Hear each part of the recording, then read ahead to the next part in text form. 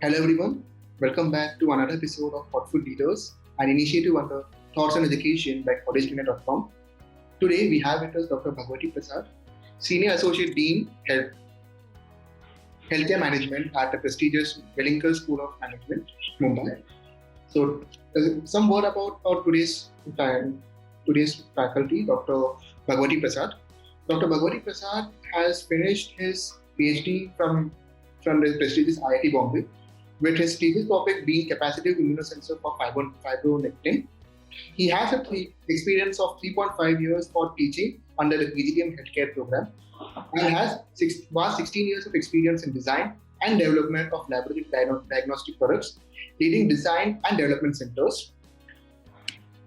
His subject experts are into integrative management, medical devices and technology management, advanced Excel, basics of project management, and quantitative techniques. His current research is in consumer buying behavior for long-term contraceptives, and his research interest involves in consumer buying behavior. Dr. Bhagwati Prasad has published multiple papers and journals. The most recent one being an article on Forbes India with the title "Enhancing Last Mile Healthcare Delivery by Retail Health Kiosk Healthcare Retail." Welcome to the show, sir. Thank you, Aditya. Yeah, so my first question to you is, sir, could you please elaborate to our audience in detail on the scope of healthcare industry in the coming years?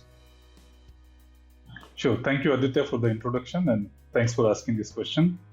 So many of the audience who will be watching this video, they may not be from healthcare, and many candidates and students, they tend to think that healthcare sector is only about hospitals. So I thought I can give a little bit background about healthcare sector also. So healthcare sector includes not only hospitals, it includes pharmaceutical companies, which are manufacturers of drugs and medicines. It includes medical device companies, so companies which manufacture or design develop instruments like MRI machine, X-ray machine, or glucometer. Then there are diagnostic companies which provide the diagnostic blood tests, urine tests, or imaging type of services. There are health insurance companies and e-health or health IT companies. So these are the, you can say, major segments within the care sector. These are the major segments. Okay, it's not just about hospitals. So that is one thing. And overall, if you look at the revenue point of view, in India, the healthcare sector generates approximately 20 lakh crore revenue, which is about 4 to 5% of the India's GDP. And in terms of US dollar, it is approximately $280 billion. So that is the revenue that is generated within healthcare sector. And pre-COVID, the growth rate within the healthcare sector was 16 to 17%, which is very, very high. India's GDP was growing at, let's say, 5 to 6%. So 16, 17% means 2.5 to 3 times of the overall GDP growth rate. So as you can see, healthcare sector was growing at a rapid pace. And as all of us are aware, the COVID has also brought a lot of focus on healthcare and wellness. And I know due to lockdown and the supply chain getting disrupted, there were some setbacks, but in the year 2021, and actually already in 2020 itself, the healthcare sector has returned back to growth phase. So already healthcare sector is growing same as I can say 2019.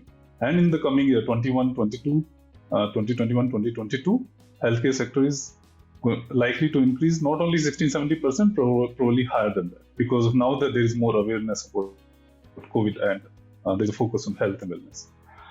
And overall, if I have to say what are the advantages of working in healthcare sector, that is one of the typical question that is asked. So I can point out a couple of things. One, in healthcare sector, if you're working, you tend to work with brightest minds. One or the other way, you'll be working with some of the other clinicians or doctors, physicians, etc. And believe me, those are one of the brightest minds that you can work with. Two, more often or not, irrespective of which segment you're working in, your work will affect somebody's life in some way. So either you'll be reducing somebody's pain, you'll be increasing somebody's lifespan, or somebody will get healed because of what you're doing. You'll be saving somebody's life. So at the end of it, the job satisfaction that you get in healthcare sector, I don't think it is comparable to any other sector. And in India, as I said, the overall expenditure or revenue that is generated within healthcare sector is 4 to 5%. Now it is likely to increase further in 2021 and 2022. Government already has announced more than 137 percent increase in the budget for healthcare sector in this year's budget. If you look at the scope abroad, so in India, as I said, 4 to 5% of GDP is spent. In developing countries, much more larger percent of GDP is spent in healthcare. So if you talk about USA, 16 to 17% of the country's GDP is spent in healthcare. If you talk about other healthcare developed countries like Canada, Sweden, France, Germany, Japan, they spend more than 10% of GDP in healthcare. So in summary, not only there is large scope of healthcare within India, but there is a large scope of healthcare sector abroad also, and several of our alumni work in US and Canada after doing PhD in healthcare. So that's how I would like to answer this question. You are on mute, Aditya. So my next question to you, sir, is could you please elaborate in detail to our audience regarding the PGDM Healthcare Management course provided by Wellington School? Sure. So I want to start with the sort of the degree name itself. So the degree that we provide is PGDM, Postgraduate Diploma in Management, Healthcare. So this is a degree in healthcare management. Compared to some of the programs which provide degree in hospital administration or pharma management, our degree is in healthcare management. So we ensure in our program that we are not only covering the curriculum for hospital side and pharma side, we also provide additionally exposure to health insurance, health IT, health analytics, healthcare facility design, health economics, health laws, etc. Medical devices also. So in all, we provide them a holistic view of entire healthcare sector. Two, we are also covering many of the other technology and I can say emerging technology related aspects. So we provide them exposure to machine learning, artificial intelligence, robotic process automation, chatbots, and applications of these, and data analytics and digital marketing as well. So overall, the curriculum is designed in such a way that 50% of the curriculum is reserved for healthcare domain related subjects, and remaining 50% is kept for general management skills. So in short, I will say that our students tend to get good general management skills along with good domain experience of the healthcare sector. And one of the benefits that I can say of doing PGDM in healthcare management is that you can change your career track. So typically, some of the students who join us, for example, as an example, maybe pharma or life science or dentistry, etc. And sometimes they want to move away from their undergraduate degree. So a pharma person or dentist doesn't want to continue in clinics or pharma. By doing PGDM in healthcare management, they can change their track. So a pharma graduate can also work in an insurance company or a medical device company or healthcare IT. And same way, a dentist can also need not necessarily work in a hospital or a clinical setup, can work in a medical device or IT or insurance company or consulting. So this, I'll say, as a large benefit of doing PGDM in healthcare management. It allows you to change track compared to whatever you may have done in your undergraduation. And because of the nature of the program, our students get recruited in entire healthcare sector, so hospitals, pharmaceutical organizations or companies, medical devices, health insurance companies, IT companies, consulting companies, planning and designing consulting companies, and of course, some of our students also become entrepreneurs. So my next question to you is, could you please elaborate in detail regarding the placement opportunities and the job opportunities for students after pursuing this course from the Wellington School? Sure. So I already pointed out some of the segments within healthcare in which our students are recruited, and if I had to specifically talk about some of the roles which are there, so I'll maybe talk about function point of view. So in case of IT, the typical roles are business associate or business analyst. In case of marketing, you typically get roles of marketing manager or product manager or brand manager. In sales, you get roles like key account manager or customer relationship manager. In insurance segment, you get roles like health claims manager or operations manager. In consulting organizations, the roles or titles are like research associate. And in case of HR function, typically recruitment consultant or talent acquisition manager. So these are, from title point of view, these are the type of roles one can get. In healthcare management, I'll say our salaries tend to be competitive as par with any other PGDM program. And this particular year, right now, the batch which is going to complete PGDM, this year also our highest salary has been 11.5 lakhs per year, and median as well as average salary is 8.5 lakhs per annum. And we hope to do better, but I'm satisfied this year seeing that this was a COVID year a lot of companies have got affected, their finances got affected. So I'm satisfied, but otherwise we aspire to do better than these in healthcare program. And in the long run also, if you work in healthcare industry, you can expect better increments in most of the sectors. Some of the companies, I can maybe name them for our audiences, which have recruited students from PGDM healthcare program. So in consulting side, all the large consulting firms like Deloitte, Ernst & Young, Nielsen India, Ipsos, these are some names. On healthcare IT side, again, all the large names, Accenture, Infosys, Tech Mahindra, Cognizant, DXC, and several others. Almost all IT companies recruit students from healthcare program. On medical device side, Johnson & Johnson, Philips are some names. On pharma side, Glenmark, Syngene, McLeod, Stroika are some names. On life science side, Samat Life Sciences, Keva, UPL are some companies which are recruited in the last couple of years. On insurance side also, most of the insurance companies recruit, to name a few, Manipal Cigna, Aditya Birla Sun Life, SBI General Insurance, and many others recruit from us. And of course, hospitals, so large hospitals like Hindu Hospital, Reliance Hospital, they take students from PGDM healthcare program. Okay, sir. So thank you for such a clarified answer. So my next question to you is, so what are the specializations available in the B-School HCM program for the students? Sure. So PGDM Healthcare is a 2-year program, and each year is divided in each year divided in 3 trimesters. Total there are 6 trimesters. So first year is common and there are only 4 subjects. In the second year only, we offer 2 specializations, and these are specializations are different compared to the typical specialization HR marketing. So we don't offer those specializations. We offer hospital administration and pharmaceutical and life sciences management as the 2 main specializations. And the reason to offer these 2 specializations because most of the revenue within the healthcare sector is generated in these 2 sectors. Hospital generates approximately 70 to 73% of the entire healthcare sector revenue, followed by pharmaceutical, which generates 13 to 14%. That's why we kept these 2 as the specialization within the program, and these 2 are offered in the second year.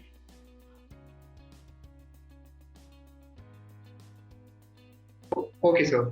So my next question to you is, hello, yeah, can you hear me now? Yes, I can hear you. So my next question to you is, sir, could you please explain to our audience how does the curriculum of this course, the healthcare management, PGDM healthcare management, ensures the best practice of industry and trains the students in best way to be industry ready? Sure. So I have 3-4 points to answer this question. First is in terms of exposure itself. So right from the induction time itself, we start providing exposure to our students to industry. So within the induction program that takes place before they join the program, we take our students to healthcare industry visits. So we took, for example, our students before COVID to medical device company, pharma plant, life science company, insurance company, healthcare IT company, and hospital to provide them exposure even before the program. So their, in a way, industry exposure starts in the induction itself. In the first trimester, we have 2-week field work, which ensures that they get exposure to hospital, because most of the students may have visited a hospital as a patient or a relative of the patients, and very few know what happens behind the curtain or behind the walls from operations point of view.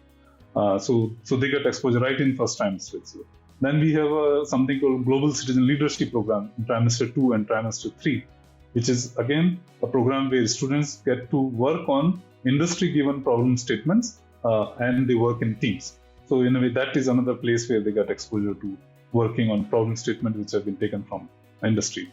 Then after the first year is over, first 3 trimesters are over, our students go for 2-month-long internship, which is a full-time internship. Before COVID, it was always a full-time internship on-site with the company or with the organization. Last year, due to COVID, because the summer internships were going to be affected, so we moved all the summer internships to online, and we didn't have any choice about it.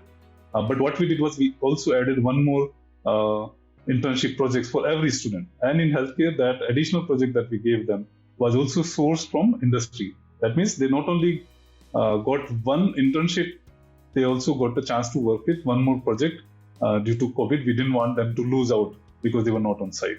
So that was another way we provide them exposure. And every research project was mentored by industry person, and the project was sourced from industry. Apart from that, then when they come back after internship, we prepare them. Actually, the grooming actually starts in the first year itself.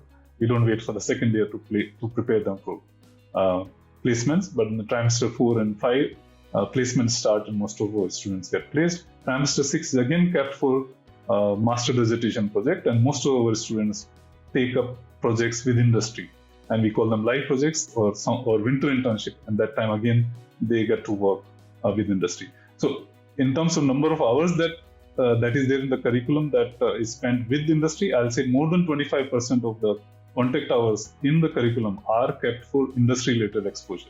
So that is a significant amount of contact hours that are there. These are some ways in terms of exposure. Additionally, if you look at the faculty, so I myself, you were giving my introduction, so I myself have 16 to 17 years of experience in industry before I moved to academic. Same way, my colleagues who are teaching, they have all come from industry background. So they have worked in industry and then they have moved to academics.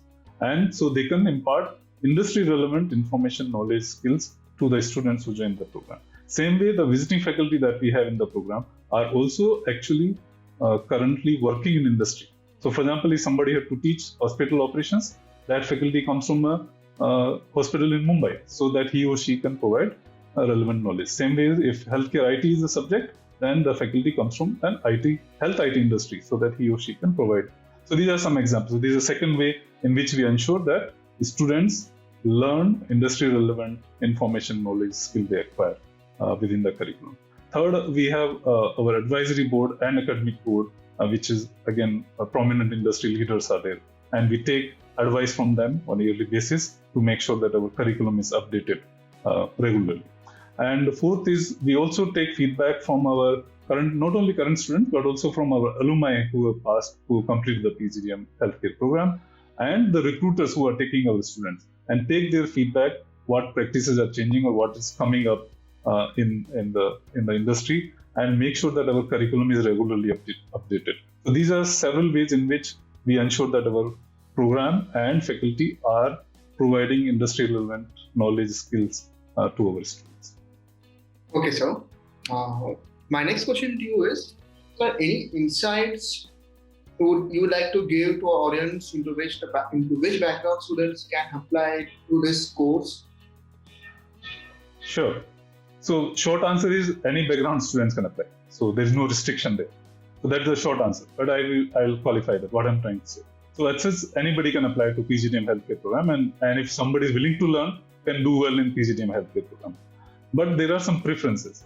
So of course, if somebody has a degree which could be, let's say, medicine, dentistry, Ayurveda, homeopathy, or pharmacy, or life science, paramedical technology, physiotherapy, occupational therapy, biomedical engineering, these are directly relevant to healthcare sector.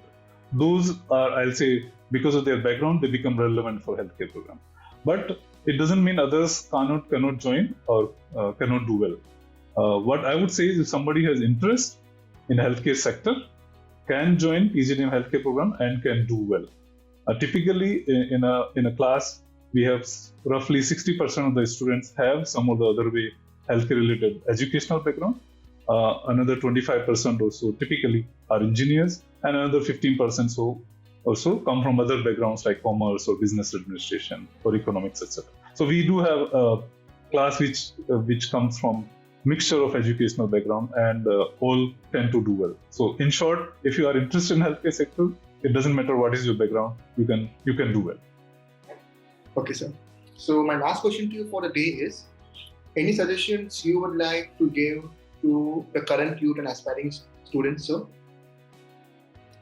Sure, this is a tough one, but I'll still try to give a few suggestions and advice.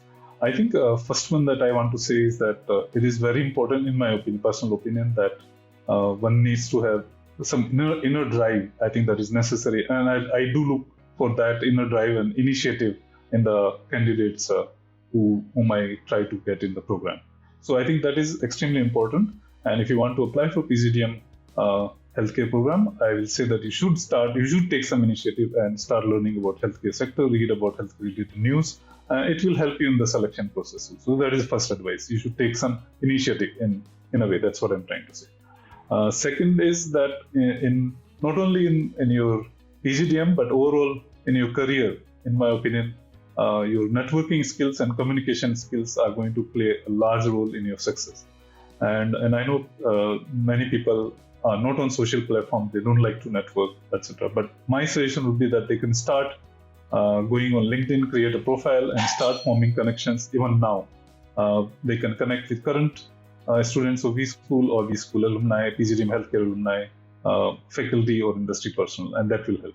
And same way, communication plays a large role, and to current generation, because they are most of the time on the mobile device, I will also say that they should acquire skills in communicating over phone call or video call, apart from just the text message. So that is second tip I can offer.